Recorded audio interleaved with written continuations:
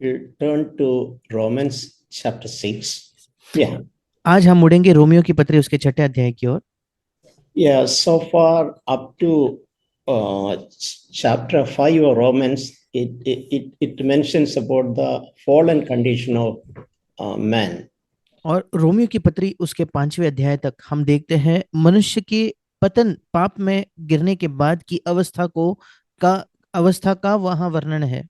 And it also explains how forgives sins and justifies us. और ये भी कि कैसे परमेश्वर हमारे पापों को क्षमा करता है और हमें धर्मी भी ठहराता है। But in Romans 6, teaches that believers united with the Christ in his death and resurrection are dead to sin and alive to God. पर रोमियो की पत्री छठा अध्याय हमें ये बताता है कि कैसे वे विश्वासी जो यीशु मसीह के साथ मरे और जी उठे हैं, वे पाप के प्रति मर चुके हैं और परमेश्वर के प्रति वे जीवित हैं।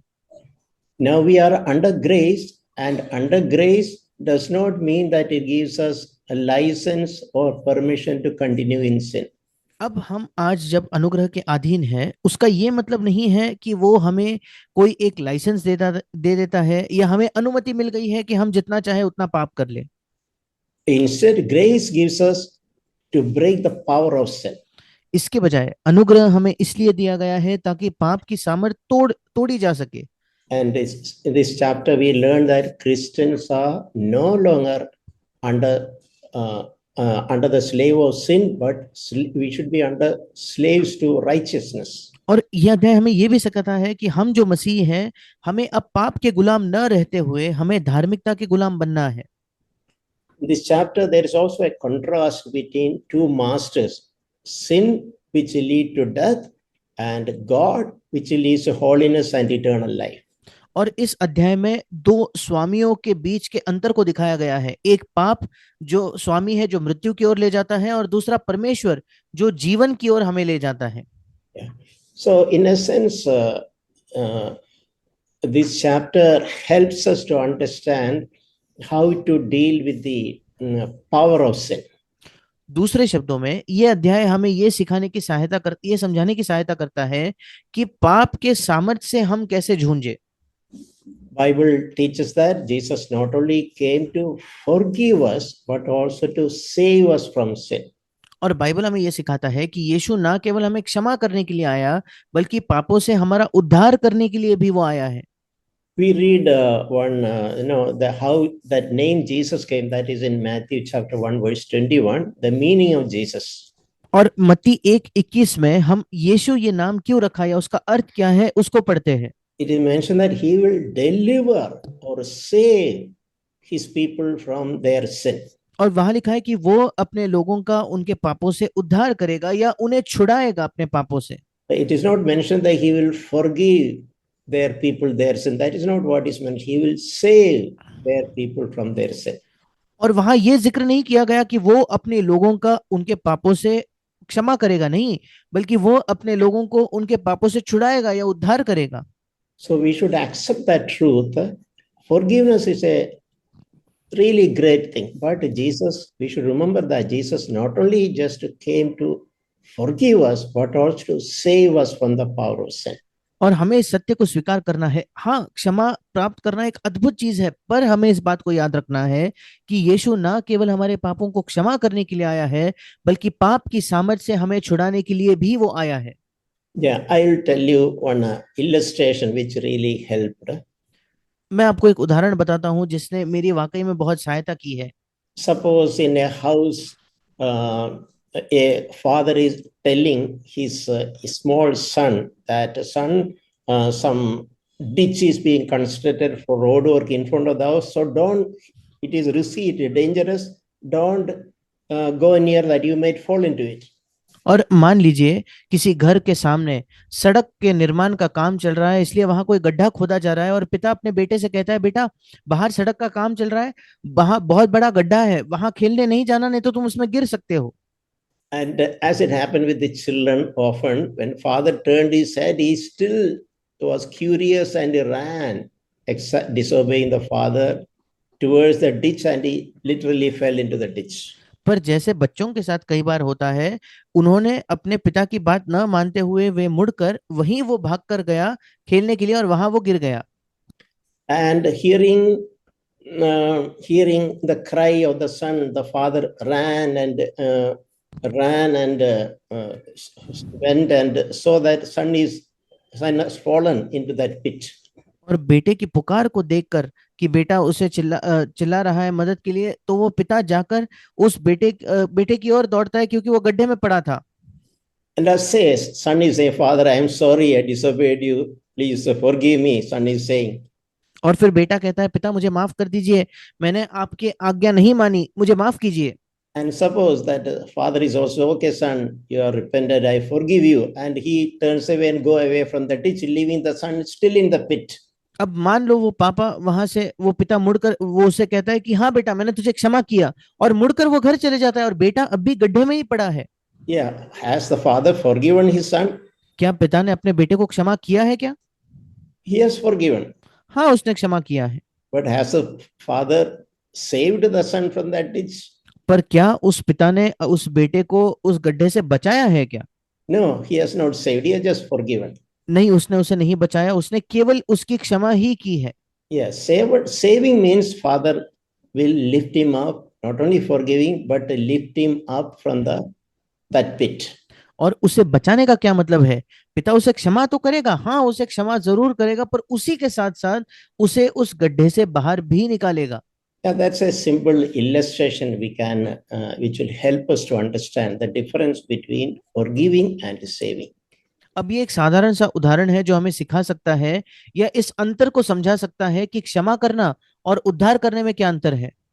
So we will in Romans chapter 6 verses 1 and 2. Romeo की पत्री उसके 6 अध्याय के पहले 2 वचन में there is Paul is clarifying a wrong understanding. और पौलुस एक गलत समझ को या एक गलत फहमी को दूर कर रहा है। It is possible some people even nowadays we can hear that, okay, we are under grace, so whatever we do, God just forgive us. So grace is misused. हाँ, ये संभव है। आज भी लोग कहते हैं, अच्छा चलो हम अनुग्रह के अधीन है तो क्या फर्क पड़ता है, चाहे जो भी हो हम जो चाहे वो कर सकते हैं, प्रभु तो हमें क्षमा करेगा ही।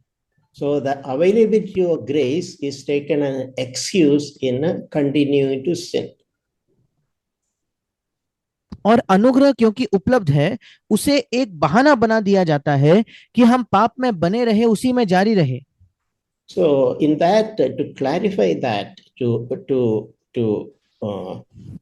break that notion, Paul is saying that, so what shall we say then?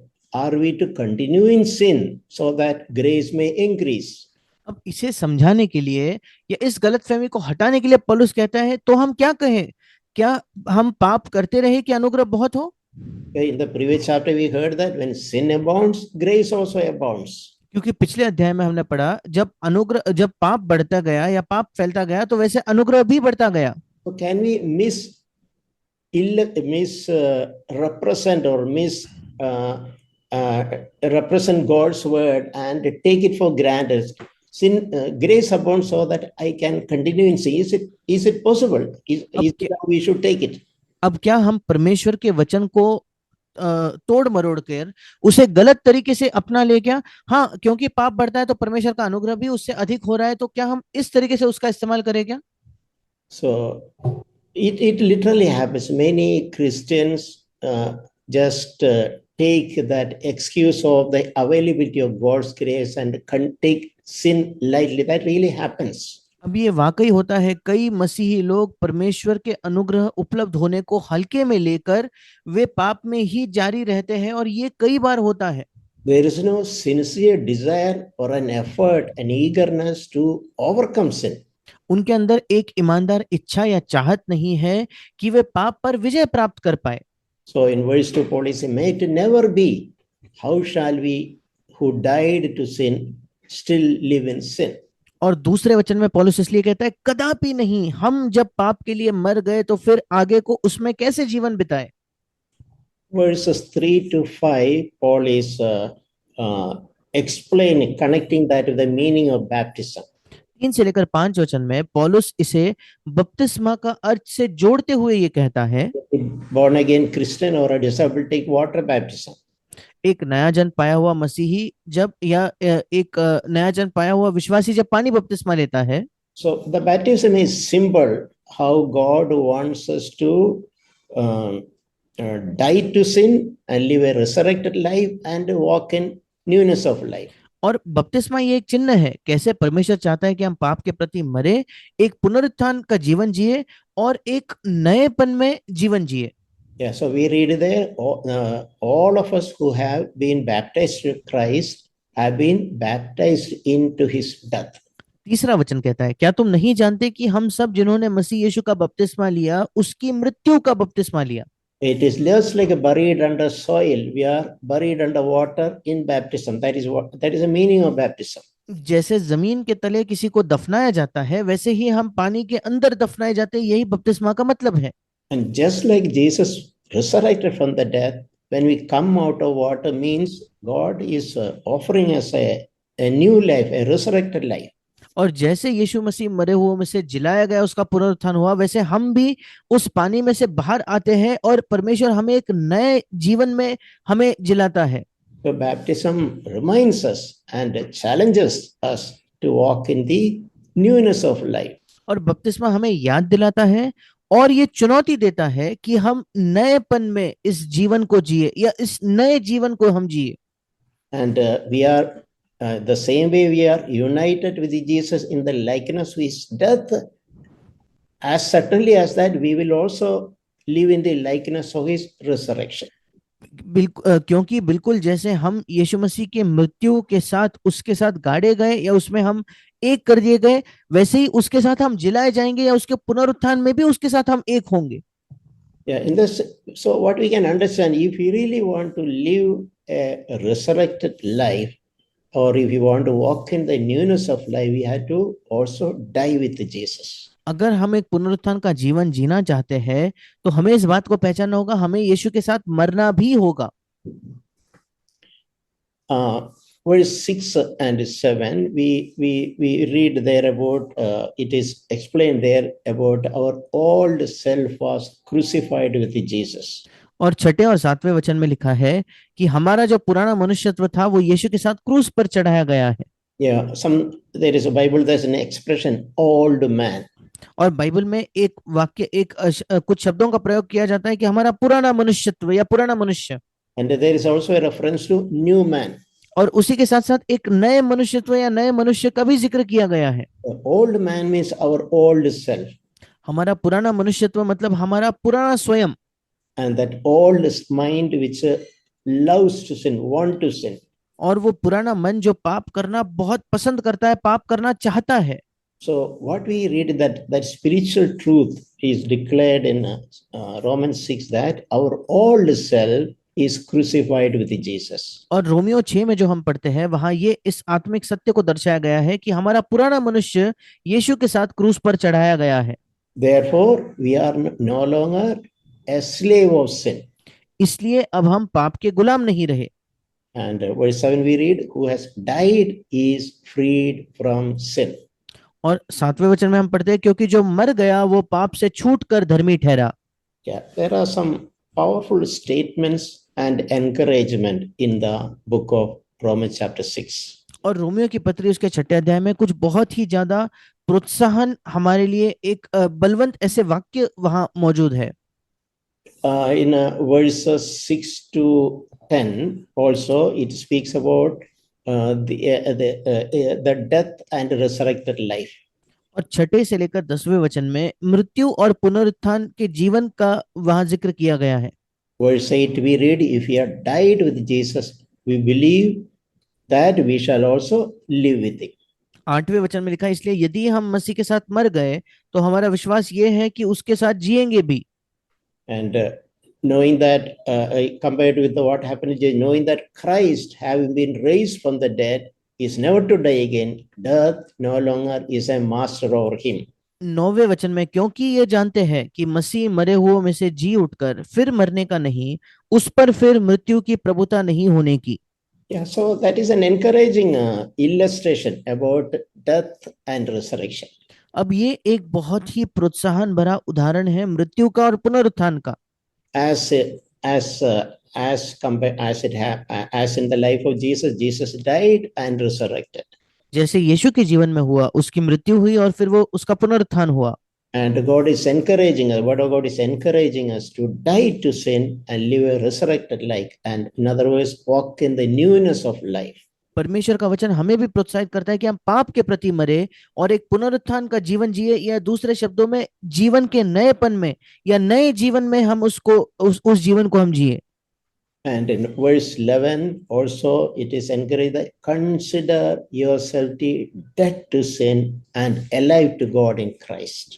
11वें वचन में फिर एक बार लिखा है, वैसे ऐसे ही तुम भी अपने अपने आप को पाप के लिए तो मरा, परंतु परमेश्वर के लिए मसीह यीशु में जीवित समझो। So that is what we have to consider ourselves. I am dead to sin and I am now alive to God in Christ. That is how we should consider ourselves. और हमें अपने आप को ऐसा समझना या ऐसा मान लेना है कि हम पाप के प्रति मरे हुए, परंतु परमेश्वर के लिए मसीह यीशु में हम जीवित हैं। ऐसे ही हमें अपने आप को समझना है।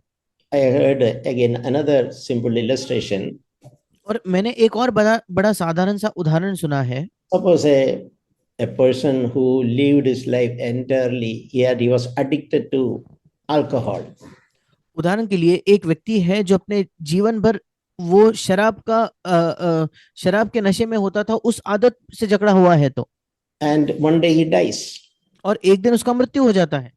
And suppose his friend come and again try to make that dead friend to drink alcohol which he loved much once. अब मान लीजिए इसका मरा हुआ शरीर वहां पड़ा है और इसका दोस्त उसके सामने शराब लेके आता है, और उस मरे हुए शरीर को, क्योंकि उसके दोस्त को शराब पसंद थी, उसे अगर शराब पिलाना चाहता है, उसे उकसाने की कोशिश करता है, तो we know that alcohol will not go down his mouth, it will just fall over. हम जानते हैं कि वो शराब उसके मुंह, उसके गले से नीचे तक नहीं उतरेगी, वो ऐसे ही बाहर गिर जाएगी। Because he is dead now. क्योंकि वो अब मर चुका है। He is dead to those desires to drink alcohol. और उन इच्छाओं के प्रति वो मर चुका है उस शराब का सेवन करने के। So that is how it is mentioned that consider yourself dead to sin. और इसी प्रकार से वहां जिक्र किया गया है कि अपने आप को पाप के प्रति मरा हुआ समझो। I no desire, no more desire to sin. अब मेरे अंदर कोई चाहत ही नहीं रही कि मैं पाप करते रहूं। And I don't enjoy sin as I used to enjoy some time back. और मैं पाप, मुझे अब उतना नहीं पसंद जितना एक समय मैं पाप में आनंद लेता था, वैसा मैं आज उसमें आनंद नहीं लेता। But I am alive to God in Christ Jesus. पर मैं मसीह यीशु में परमेश्वर के प्रति जीवित हूँ। So that is a mark of a true born again. He will have no desire to sin, which he once upon a time really enjoyed before his conversion. एक सच्चा नया जन्म पाए हुए मसीह का चिन्ह ये है कि आज उसे पाप करने में कोई आनंद नहीं होता, जो एक समय उसके नए जन्म से पहले उसे बड़ा आनंद पाप करने में आता था। Verse 12 also we read that exhortation, do not let or do not allow sin to reign in your mortal body. Mortal body, you body obey its lust. और 12वें वचन में लिखा है, इसलिए पाप तुम्हारे नश्वर शरीर में राज्य न करे कि तुम उसकी लालसाओं के अधीन रहो। Yeah. So now we come to a very powerful verse in Romans chapter 6:14. अब हम बड़े बलवंत वचन की ओर आते हैं रोमियो 6:14 में। It speaks about sin shall not reign over you. और वहां लिखा है, तब तुम पर पाप की प्रभुता न होगी। We read that verse, Romans 6:14. This is a very important verse. हम जब रोमियो 6:14 पढ़ते हैं, ये बहुत ही महत्वपूर्ण एक वचन है। Sin shall not master over you. तब तुम पर पाप की प्रभुता न होगी। Sin shall not rule over you. पाप तुम पर हुक्म नहीं चला पाएगा। Because you are not under law now, you are under grace. क्योंकि अब तुम व्यवस्था के अधीन नहीं वरन अनुग्रह के अधीन हो। So in the other words, when we are under grace means, when we are under grace, sin will not or sin shall not have dominion over us. दूसरे शब्दों में, जब हम अनुग्रह के अधीन है तो पाप हम पर प्रभुता नहीं कर पाएगा, हम पर वो अपनी हुकूमत नहीं चला पाएगा। So grace that is available to us help us that sin shall not have shall not be master over us. और जो अनुग्रह हमारे लिए उपलब्ध है वो हमारे लिए ये बात करता है कि पाप हम पर उसी की वजह से, अनुग्रह की वजह से प्रभुता नहीं कर पाता। Yeah, this is one of the most wonderful promise of the new covenant. और नई वाचा के सबसे अद्भुत वायदों में से एक वायदा ये है, It is not actually a commandment. ये एक आज्ञा नहीं है, It is a promise. ये एक वायदा है। The first step is we should live under grace. पहला कदम क्या है कि हमें अनुग्रह के अधीन जीना है। When we live under grace, sin shall not have dominion over us. जब हम अनुग्रह के अधीन जीते हैं तब पाप की हम पर प्रभुता नहीं हो पाएगी या नहीं होगी। I have heard Brother Sag using the illustration. It's like holding an umbrella. और मैंने भाई जैक को इस उदाहरण का इस्तेमाल करते हुए सुना है, मानो एक छाता लेकर एक व्यक्ति खड़ा है। If in the rain, if you have a large umbrella and it's really pouring, but if I'm holding that umbrella and if you're under that umbrella, rainwater doesn't fall over me. और भारी बारिश में अगर एक बड़ा सा छाता हमारे ऊपर हो और हम उसे खोल कर खड़े रहे तो हाँ बारिश हो रही है पर पानी की बूंदें मुझ पर नहीं आ पाएगी। Rain is falling all over, but as I am under that umbrella, it is protecting me.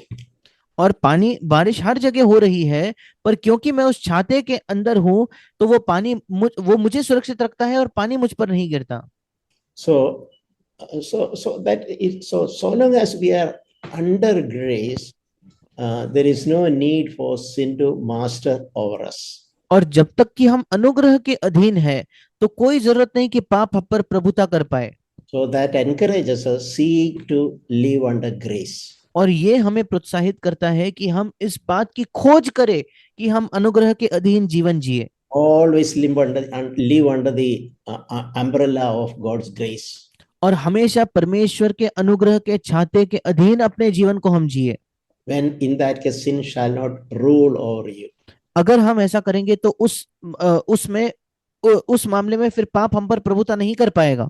This is something which we can personally meditate and personalize in our lives. ये एक ऐसा वचन है जिस पर व्यक्तिगत हम मनन करके अपने आप के लिए उसे अपना सकते हैं अपने जीवन में। In my own life, years I have meditated this verse. मेरे अपने जीवन में कई वर्षों तक मैंने इस वचन पर मनन किया है। And that is very helpful to experience it in our personal life. और बहुत सहायता पूर्वक है जब हम इसे अपने व्यक्तिगत जीवन में इसका अनुभव कर पाए तो। In verses 6 to 18, 6 से लेकर 18 वचन about the example of slavery is used. और फिर एक बार गुलामी का एक उदाहरण वहां इस्तेमाल किया गया है। So in verse 16, Paul is saying, when you once upon a time you presented yourself as slaves for disobedience. 16वें वचन में पौलुस कहता है कि एक समय में तुमने अपने आप को दासों के समान सौंप देते थे कि तुम अनाज्ञाकारिता के मतलब उसके दास बन जाओ। Yeah, so when we are slave to sin, that will result to death. या जैसे लिखा है, अगर हम पाप के गुलाम की तरह या पाप के दासों की तरह अपने आप को सौंप दे तो उसका अंत मृत्यु है। Or if you are willing to become a slave to obey the Lord, that will result in righteousness. पर अगर हम अपने आप को दासों के समान आज्ञाकारिता के सौंप दे तो उसका अंत धार्मिकता है। So that is a choice for us. What is our desire? Do you want to continue to commit ourselves to be slaves of sin as we used to be before? ये हमारे लिए एक चुनाव है कि क्या हम क्या चाहते हैं, क्या हम जैसे एक समय पाप के गुलाम थे वैसा ही उसके दास उसके गुलाम बने रहना जारी रखना चाहते हैं क्या? See, before we were born again, I know my own life, I was really a slave of all kind of sins. हमारे नए जन्म से पहले मैं अपने जीवन के बारे में जानता हूं, मैं सब प्रकार के पापों का गुलाम था। But God wants us now to be slaves of the Lord Jesus Christ. पर परमेश्वर अब चाहता है कि हम प्रभु यीशु मसीह के गुलाम बने। Becoming a slave of Jesus is real liberty. और यीशु का गुलाम बनना इसमें वाकई में एक छुटकारा है। And that is again not out of compulsion. There is no persuasion or compulsion. It is voluntary. I love Jesus and I love to be his slave. और फिर एक बार इसमें कोई जोर जबरदस्ती नहीं है, ये स्वैच्छिक है। मैं यीशु से प्रेम करता हूं, इसलिए मुझे उसका गुलाम बनना बहुत पसंद है। All years, many years, I lived as a slave of sin. और कई कई वर्षों तक पाप का गुलाम बनकर मैंने जीवन जिया। And now I know a Savior who loved me and who gave up himself for me. अब मैं एक उद्धारकर्ता को जानता हूं जिसने मुझसे प्रेम किया और जिसने अपने आप को मेरे लिए दे दिया। And I want to be a slave of Jesus. और अब मैं यीशु का गुलाम बनना चाहता हूं। Out of my love, out of my choice. मेरे प्रेम के खातिर, मेरी चुनाव से मैं ये करना चाहता हूं। In Exodus, there is an illustration about a Jewish slave. निर्गमन में इसका एक उदाहरण भी दिया है, एक यहूदी जो गुलाम होता था उसके उदाहरण से। As per legal rights, Jewish slaves were can be set free. They are free after 7 years or after 6 years of slavery. और मूसा की व्यवस्था के अनुसार हर गुलाम जो है 6 वर्ष गुलामी करने के बाद 7वें वर्ष उसे स्वतंत्र कर दिया जाना ये अनिवार्य था। Meaning on the 7th day, their master has no authority over them. They are set free to go wherever they want. इसका मतलब 7वें वर्ष में उसके स्वामी का उस पर कोई हक नहीं है, वो बिल्कुल आजाद है, वो जहां चाहे वहां जा सकता है। But there were some really good, compassionate, loving masters under whom slaves worked. पर ऐसे बहुत ही प्रेम करने वाले, करुणामय और भले ऐसे स्वामी होते थे जिनके अधीन उन दासों ने या गुलामों ने काम किया था। Those masters treated these slaves like maybe like their own children. और हो सकता है कि ऐसे स्वामियों ने इन गुलामों को उनके साथ ऐसा बर्ताव किया मानो वे उनके खुद के बच्चे हो। They loved them and they took care of them everything. वे उनसे प्रेम करते थे और हर एक चीज में उनकी देखभाल करते थे। They took all the responsibility for those slaves. और उन गुलामों की हर जिम्मेदारी वो उठाते थे। So in turn, some slaves also loved their master so much. और उसी के बदले में कुछ गुलाम जो है वो अपने स्वामियों से उतना ही प्रेम करते थे। They received so much love from them, so much compassion, forgiveness, and care they received from the master, and the slaves also loved their master in turn. और उन स्वामियों से उन्होंने इतना प्रेम, इतनी भलाई प्राप्त की थी, इतनी क्षमा प्राप्त की थी कि उसके बदले में वे अपने स्वामियों से उतना ही प्रेम करते थे। So when the time for their liberty, that 7th year of liberty came, some slaves who loved their master so much said that we don't want to go free. और जब वो 7वें वर्ष का छुटकारे का वर्ष आता था कि जब वे आजाद जा सकते थे, तो कुछ गुलाम कहते थे नहीं, हम आजाद नहीं होना चाहते। Even though they are legally free to go back to their old life, they said, we love our master so much because he loves us so much. इसके बावजूद कि कानूनी उनके पास हक था कि वे अपने स्वतंत्र जीवन में लौट चले, पर वो कहते थे क्योंकि हमारा स्वामी हमसे इतना प्रेम करता है इसलिए हम भी उससे इतना प्रेम करते हैं। As my master loves me so much, I always want to be a slave under his care. क्योंकि मेरा स्वामी मुझसे इतना प्रेम करता है, मैं हमेशा उसके परवाह के अंदर होना चाहता हूँ। So there was a provision. If any slave voluntarily loved their master and did not want that legal liberty, they were free to continue lifelong as their master's slaves. और इसी वजह से कानून में एक ऐसा प्रावधान था कि अगर वे गुलाम चाहे तो वे अपने जीवन भर के लिए वो उनके स्वामियों के गुलाम बने रह सकते थे। That is a picture. A believer who really loves the Lord would love to be his slave. यही एक चित्र है, जो विश्वासी वाकई प्रभु से प्रेम करता है वो उसका गुलाम होना उसे बहुत पसंद है, उसे प्रभु का गुलाम होने से प्रेम है। Because here is a master who not only taken care, not only provided, he just gave his own life to save me. क्योंकि ये एक ऐसा स्वामी है जिसने ना केवल मेरी परवाह की है, ना केवल मेरी देखभाल की है, पर उसने अपना जीवन दिया है मेरे उद्धार के लिए। Living as a slave is a little bit of a very little way of expressing my gratitude and love to him. और गुलाम बनकर रहना एक छोटा सा जरिया है जिससे मैं अपने धन्यवाद को, मैं अपने आभार को व्यक्त कर सकूं, उसका इजहार कर सकूं। I don't again go back to and become a slave and enjoy the freedom of sin. मैं पीछे मुड़कर जाकर गुलाम बनकर पाप के गुलामी में आनंद नहीं उठाता। Now, that's a good illustration which will help us. ये एक अच्छा उदाहरण है जो हमारी सहायता करेगा। It is voluntary. ये स्वैच्छिक है। It is a test of our love for Jesus. यीशु के लिए हमारे प्रेम की ये एक परीक्षा है। There is no compulsion on any one of us. हम में से किसी पर भी जोर जबरदस्ती नहीं है। Something we can ask also, is there a sincere, joyful willingness to be a lifelong slave of Jesus? एक ऐसी चीज जो हम अपने आप से पूछ सकते हैं, क्या हमारे अंदर एक इच्छा है कि हम स्वैच्छिक तौर से जीवन भर खुशी खुशी यीशु के गुलाम बनकर रहे, Than enjoying the slavery of sin. इसके बजाय कि हम पाप के गुलामी का आनंद उठाए। Because this master's love is really compelling me to be his slave. क्योंकि स्वामी का ये प्रेम जो है ये मुझे विवश करता है कि मैं उसी का गुलाम बना रहूं। So may God help us to have a sincere desire and take every opportunity to to compelled by our love to consider ourselves as slave of Jesus. और प्रभु हमारी सहायता करे कि हम हर उस मौके को उठाए, प्रभु का प्रेम जब हमें विवश करे तो हम उसके हर मौके पर उसके गुलाम बने।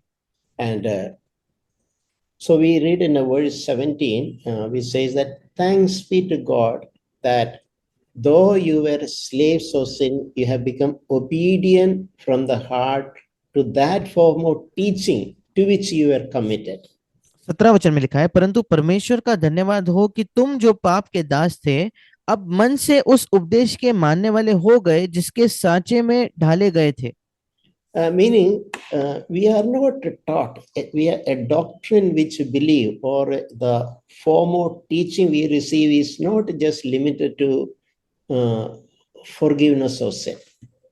इसका मतलब जो सिद्धांत हमें सिखाया जाता है या जो उपदेश हमें मिलता है ये केवल पाप की क्षमा पाने तक ही सीमित नहीं है। That this form of doctrine or this form of teaching teaches that not only forgiveness of sin but overcoming sin. और ये जो उपदेश है ये हमें सिखाता है केवल पापों की क्षमा नहीं बल्कि पाप पर विजय प्राप्त करना। So this verse says that if he is saying that thanks be to God who though you were slaves of sin before, now you have become obedient from the heart to that form of teaching to which we are committed, and now having been freed from sin. इसी वजह से ये वचन लिखा है, परंतु ये वचन कहता है परंतु परमेश्वर का धन्यवाद हो कि तुम जो पाप के दास थे अब मन से उस उपदेश के मानने वाले हो गए जिसके सांचे में ढाले गए थे। In other words, we also should have a desire to obey from our heart to what is taught to us. दूसरे शब्दों में हमारे अंदर एक इच्छा, एक चाहत होनी चाहिए कि हम अपने हृदय से उसके प्रति आज्ञाकारी हो जाए जो हमें सिखाया जा रहा है। That form of doctrine which will set us free from the power of sin. और वो उपदेश का वो ढांचा जो हमें पाप के सामर्थ से स्वतंत्र कर सके। Not just a part of the doctrine which forgives us from sin. और उस सिद्धांत का केवल उतना हिस्सा नहीं जो हमें केवल पापों से क्षमा दिला सके। So when we are obedient from the heart to that form of doctrine to which we are committed, we will be freed from sin. जब हम अपने हृदय से उस उपदेश के प्रति आज्ञाकारी है जो पाप पर जय को सिखाती है, तब हम पाप से स्वतंत्र हो जाएंगे।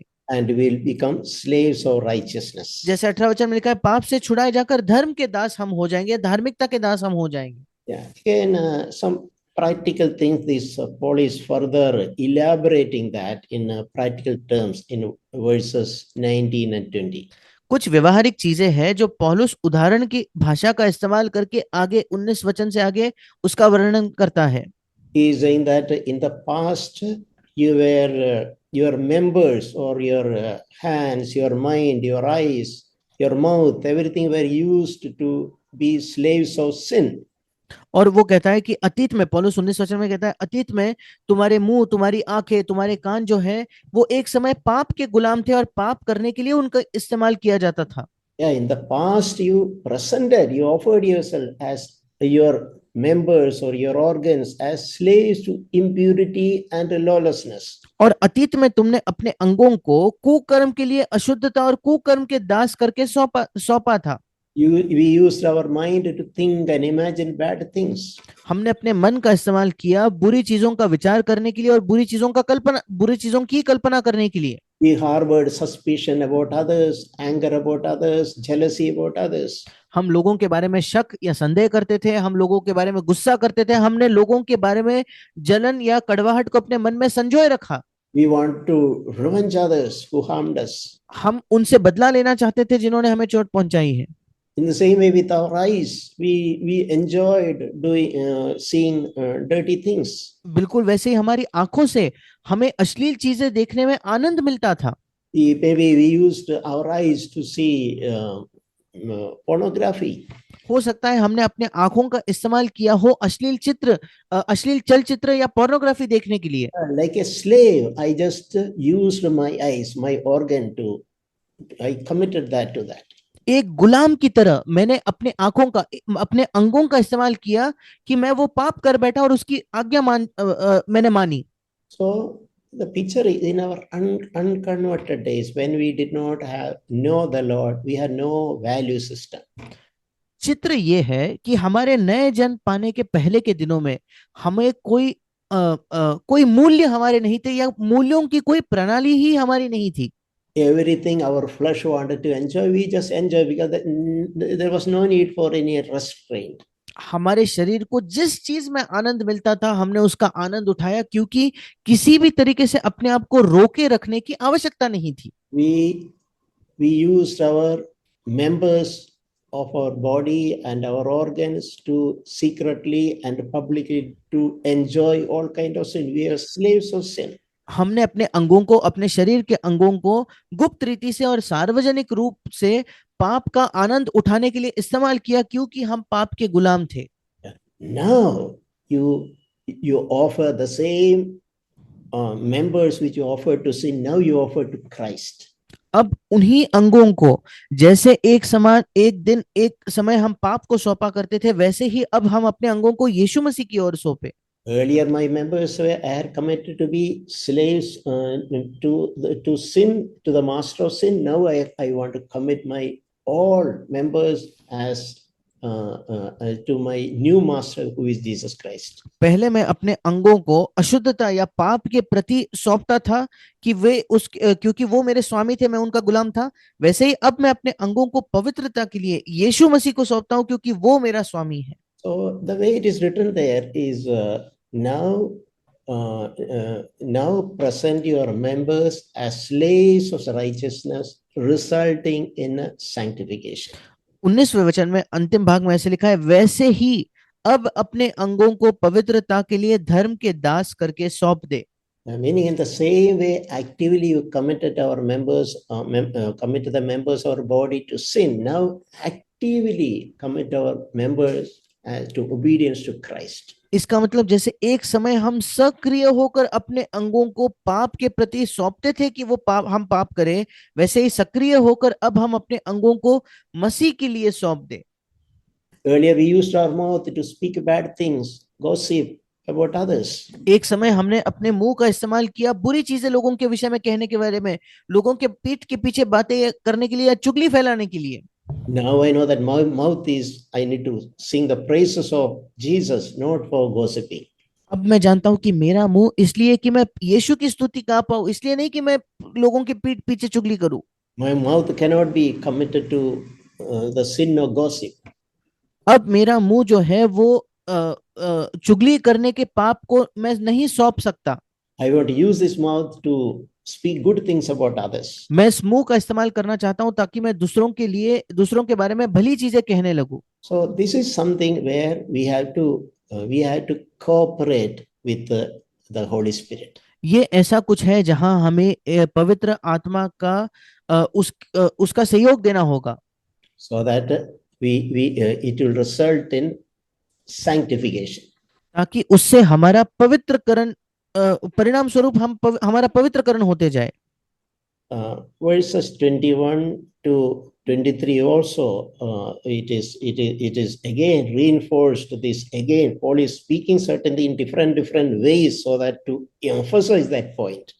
21 से 23 वचन में फिर एक बार इसी बात पर जोर दिया गया है। पौलुस अलग अलग तरीकों से अलग अलग चित्रों का इस्तेमाल करके उसी बात पर वो जोर देकर कह रहा है। He's emphasizing the need to pursue sanctification. वो फिर एक बार इस बात पर जोर देता है कि पवित्रकरण की खोज करो, उसका पीछा करो।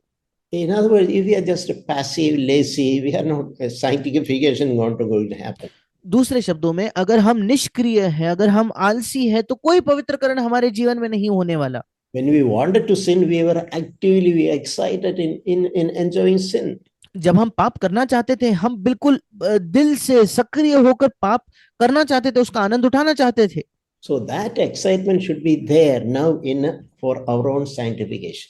अब वही उत्साह हमारे अंदर होना चाहिए हमारे अपने पवित्रकरण के लिए। So we read in verse 21, Paul is what benefit where you what benefit were you then deriving from the things of which you are now ashamed of. 21 वचन, अतः जिन बातों से अब तुम लज्जित होते हो, उनसे उस समय तुम क्या फल पाते थे? Here is reminding about things of the past, something you did, shameful things you did in the past. Did it benefit you anyway? वो अतीत की चीजों को याद दिलाते हुए कहता है, देखो वो अतीत की बातें जो तुम्हें लज्जा देने वाले, तुम्हें शर्म, तुम्हें जिन बातों की आए, उन बातों को जब तुम कर रहे थे, कोई लाभ तुम्हें मिला क्या? It only affected your mind, corrupted your body. उससे तुम्हारे मन पर प्रभाव पड़ा, उसने तुम्हारे मन को भ्रष्ट किया, तुम्हारे शरीर को भ्रष्ट किया, and it would lead to spiritual death. और वो आखिरकार आत्मिक मृत्यु की ओर ले जा सकता था। But verse 2, now that the Lord has freed you from sin and enslaved to God, you derive your benefit, resulting in sanctification and the outcome eternal life. 22 वचन, परंतु अब पाप से स्वतंत्र होकर और परमेश्वर के दास बनकर तुमको फल मिला, जिससे पवित्रता प्राप्त होती है और उसका अंत अनंत जीवन है। So let there be a real, genuine interest in our own sanctification. और हमारे अंदर एक वास्तविक ईमानदार एक इच्छा हो, एक दिलचस्पी हो हमारे पवित्रकरण में। We read in Philippians chapter 2 that work out your salvation with a fear and trembling. और फिलिपियों की पत्री उसके दूसरे अध्याय में हम पढ़ते हैं कि डरते और कांपते हुए अपने अपने उद्धार का कार्य पूरा करते जाओ। That is salvation from the power of sin. वो है पाप के सामर्थ्य से उद्धार पाना। And not only in front of people, but when we are alone. केवल लोगों के सामने ही नहीं, बल्कि तब भी जब हम अकेले होते हैं। So we have to actively work out our own salvation salvation from the power of sin. और हमें सक्रिय होकर पाप के सामर्थ्य से अपने उद्धार के कार्य को पूरा करते जाना है। Certainly Holy Spirit will help us. निश्चित तौर पर पवित्र आत्मा हमारी सहायता करेगा। But the same interest we had once upon a time to enjoy sin, the same interest we should have to enjoy righteousness. एक समय जो हमारे अंदर दिलचस्पी थी पाप का आनंद उठाने में, आज वही दिलचस्पी हमारे अंदर होनी चाहिए धार्मिकता का आनंद उठाने में। And this is a very profitable thing. और ये एक बहुत ही लाभदायक चीज है। When we committed ourselves to sin, that led to spiritual death. जब हमने अपने आप को पाप के प्रति सौंप दिया, तो उसने आत्मिक मृत्यु में वो हमें ले गया। But now we committed to God and for His righteousness and sanctification, that is leading to eternal life. पर जब हम अब परमेश्वर की ओर समर्पित है और धार्मिकता और पवित्रकरण के लिए समर्पित है, तो उसका अंत अनंत जीवन है। And he's concluding that passage by saying in 23 that wages of sin is death. 23वें वचन में इस भाग का अंत करते हुए वो कहता है, क्योंकि पाप की मजदूरी तो मृत्यु है। Never forget that. कभी इसे न भूले। Whether you are a born again sinner or someone still living in sin, wages of sin is death. चाहे हम नया जन्म पाए हुए पापी हैं, या कोई ऐसे व्यक्ति है जो पाप में अभी भी हमारे पाप में हम जारी है, हमें Means याद रखना है कि पाप की मजदूरी मृत्यु है। it is sin is something to be taken very seriously because that will lead to eternal death. और पाप को बड़े गंभीरता से लेने की आवश्यकता है, क्योंकि वो अनंत काल की मृत्यु में हमें ले जा सकता है। Free gift of God is eternal life in Christ Jesus our Lord. परंतु परमेश्वर का वरदान, और इंग्लिश में लिखा है परमेश्वर का सेतमेत का वरदान हमारे प्रभु यीशु मसीह में अनंत जीवन है। Eternal life in other means it is partaking of God's nature. और अनंत जीवन को दूसरे शब्दों में हम कह सकते हैं परमेश्वर के स्वभाव का सहभागी होना। That is a free gift we can enjoy through Christ Jesus our Lord. और ये एक मुफ्त का वरदान है जो हम अपने प्रभु यीशु मसीह के द्वारा, जिसका आनंद हम ले सकते हैं। So let us just refresh our own lives, look at our own lives. और आइए हम अपने जीवनों को तरोताजा करें और अपने जीवनों को हम देखें, जांचें। Even all of us who are born again Christians, who are baptized, and God wants us to live a resurrected life. और हम सब जो नए जन्म पाए हुए मसीह है, जिनका बपतिस्मा हो चुका है, परमेश्वर चाहता है कि हम पुनरुत्थान का जीवन जी सके। God wants us to walk in the newness of life. परमेश्वर चाहता है कि हम नए जीवन में, या जीवन के उस नएपन में हम चले। The new covenant offers us not only forgiveness of sin, but offers us freedom, power over sin. और नई वाचा हमें केवल पापों से क्षमा ही नहीं, बल्कि पाप से स्वतंत्रता भी हमें वो प्रदान करती है। If you are living under grace, sin shall not have dominion over us. अगर हम अनुग्रह के अधीन जीते हैं तो पाप हम पर प्रभुता नहीं कर पाएगा। And God wants in the same way, with the passion and interest, excitement, we served sin and we committed our members to sin. The same way, same members we should commit to Christ. और परमेश्वर चाहता है जिस लालसा, जिस दिलचस्पी से एक समय हमने अपने अंगों को पाप के प्रति सौंपा, क्योंकि हम पाप के गुलाम थे, वैसे ही आज उसी दिलचस्पी, उसी लालसा से हम अपने अंगों को प्रभु यीशु मसीह के प्रति धार्मिकता के लिए सौंप दें। So that will result in our sanctification progressively. और उसका परिणाम ये होगा कि बढ़ते क्रम पर हम पवित्र किए जाएंगे। Yeah, so this chapter is a wonderful chapter. और ये एक अद्भुत अध्याय ऐसा है about salvation from the power of sin. और पाप से उद्धार पाने के विषय में। In other words, it is living under grace. दूसरे शब्दों में अनुग्रह के अधीन जीना। May God bless us. परमेश्वर हमें आशीषित करे। Amen. आमीन।